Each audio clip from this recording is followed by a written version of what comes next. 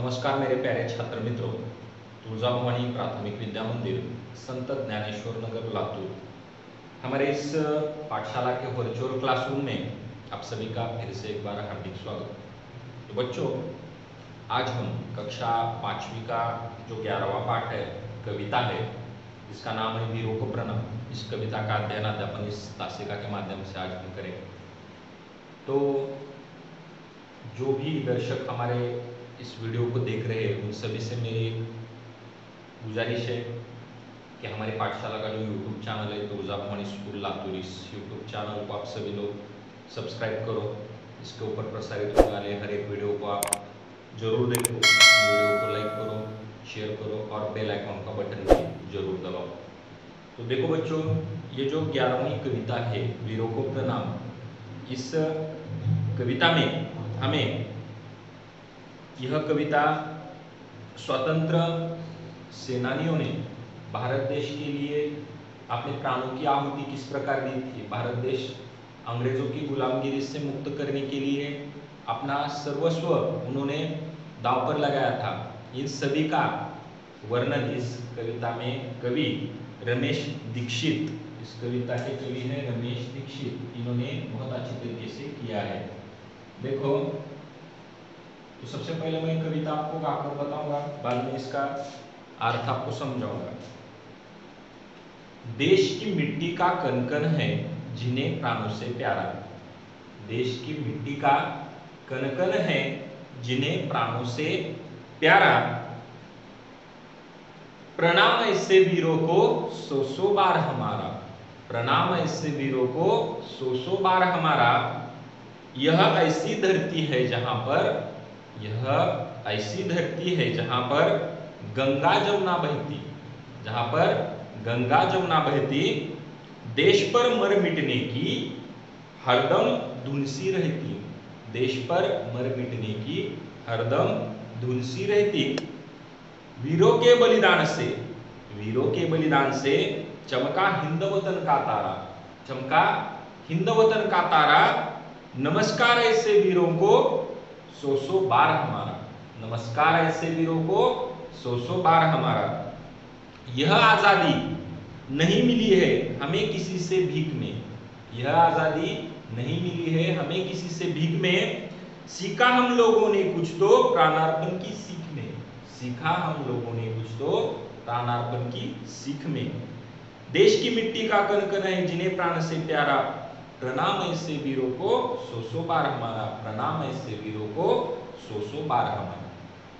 देखो, कवि यहां पर भारत देश के लिए जो भी लोग सर्वस्व दांव पर लगा रहे हैं उनके बारे में यहां पर हमने कवि ने इनका वर्णन किया है। कवि कहता है देश की मिट्टी का कण-कण है जिन्हें प्राण से प्यारा, जो भी लोग देश की मिट्टी के कण-कण से प्यार करते हैं, अपने से ज्यादा प्यार करते हैं, ऐसे सभी लोगों को मेरा क्या है, ऐसे वीरों को मेरा नमन है, मेरा प्रणाम है, ऐसा कवि यहां पर कहता है।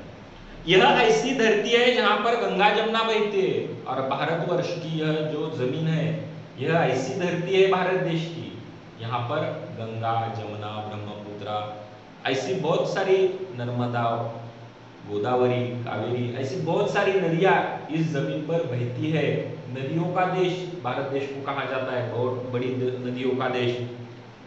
देश पर मर मिटने की हरदम धुन सी रहती, और हर एक आदमी को, हर एक बच्चे से लेकर बूढ़े आदमी तक, हर एक व्यक्ति को अगर देश के ऊपर कोई भी संकट आता है तो देश उस संकट का मुकाबला करने से इच्छा हर एक व्यक्ति की होती है। देश के लिए हमारा जो प्राण है, हमारा जो जीवन है, वह दांव पर लगाने की हर एक आदमी की इच्छा भारत देश के लोगों में पाई जाती है, ऐसा यह कवि यहाँ पर कहता है। वीरों के बलिदान से चमका हिंद वतन का तारा, और देखो अंग्रेजों की गुलामगिरी जो कि 150 वर्ष तक अंग्रेजों ने भारत देश के ऊपर राज्य किया था, इस अंग्रेजों की गुलामगिरी से मुक्त कराने के लिए अनेक वीरों ने अपने प्राणों की आहुति, प्राणों का बलिदान दे दिया है। भारत देश को ऐसे ही आजादी नहीं मिली है। देखो, भगत सिंह, राजगुरु, सुखदेव, स्वतंत्र वीर सावरकर, महात्मा गांधी जी, ऐसे अनेक लोगों ने, अनेक धर्म के, अनेक जाति के लोगों ने भारत देश को अंग्रेजों की गुलामगिरी से मुक्त करने के लिए अपने प्राणों की आहुति दी, अपना पूरा जीवन समर्पित किया था। और उनके वीरों के बलिदान से ही हमारे भारत देश को आजादी मिली है। नमस्कार ऐसे वीरों को सौ सौ बार हमारा। और जो भी ऐसे वीर है जिन्होंने भारतवर्ष के लिए, भारत देश के आजादी के लिए लड़ाई लड़ी है, जंग जीती है, ऐसे सभी वीरों को मेरा नमस्कार, ऐसा यह कवि कहता है। यह आजादी नहीं मिली है हमें किसी से भीख में, और यह जो आज हम स्वतंत्रता उपभोगते हैं, यह स्वतंत्रता, यह आजादी हमें किसी से भीख के रूप में नहीं मिली।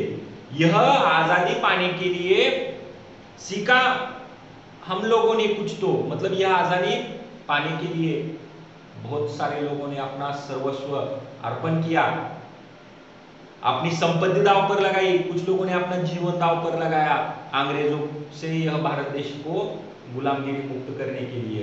यह किसी ने हमारे भीख में नहीं दी है आजादी, ऐसा यह कवि कहता है। सीखा हम लोगों ने कुछ तो प्राणार्पण की सीख में, और जिन जिन लोगों ने भारत देश को, भारत देश अंग्रेजों के गुलामगिरी से मुक्त करने के लिए अपने प्राणों की आहुति दी थी, उनके आहुति देने के बाद हमने भी कुछ सीखा भारत देश के लिए, हमारे देश के प्रति हमारा भी कुछ तो कर्ज बनता है, फर्ज बनता है, तो वह फर्ज निभाने के लिए हमें भी भारत देश के लिए कुछ करना चाहिए, यह हमने सीख लिया।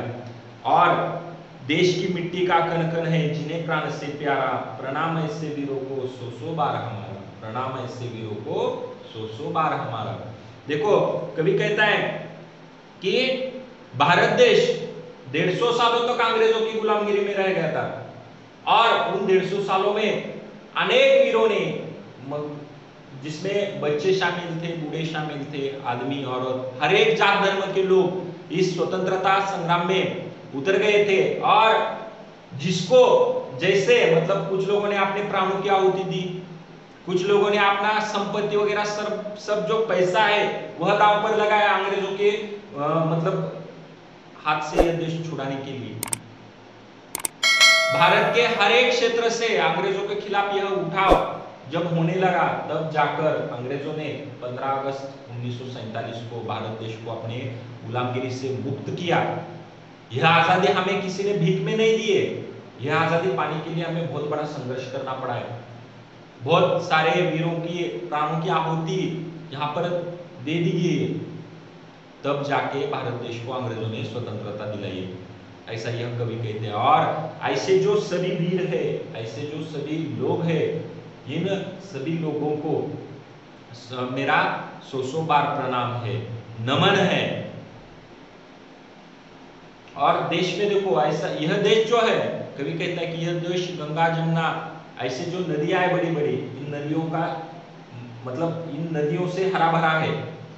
इन नदियों से इस देश में, देश की मिट्टी भी बहुत उपजाऊ है, और दूसरा देश में ऐसे लोग हैं कि जो हरदम देश के लिए अपने प्राणों को त्याग सकते हैं, अपना सर्वस्व बलिदान कर सकते हैं, ऐसे लोग भी, जिसके कारण यह देश अभी तक खड़ा है, अभी तक टिक पाया है।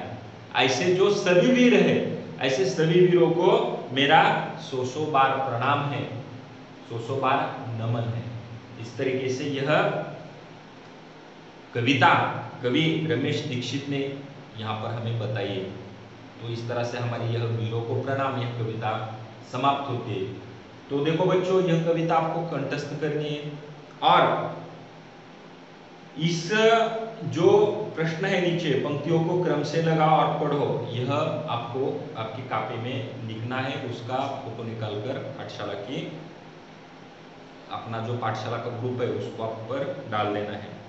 और ऐसी ही कविता देशभक्ति के ऊपर आने वाली और कुछ कविताओं को आपको कंठस्थ भी करना है।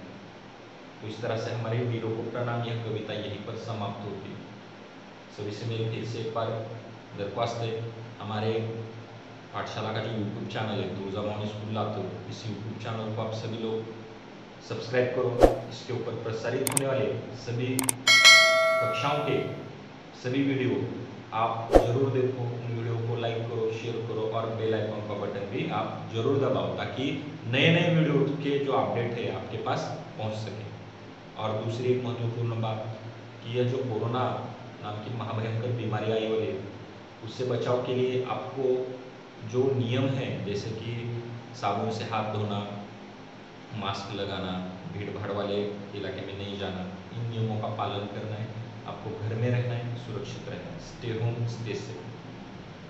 धन्यवाद।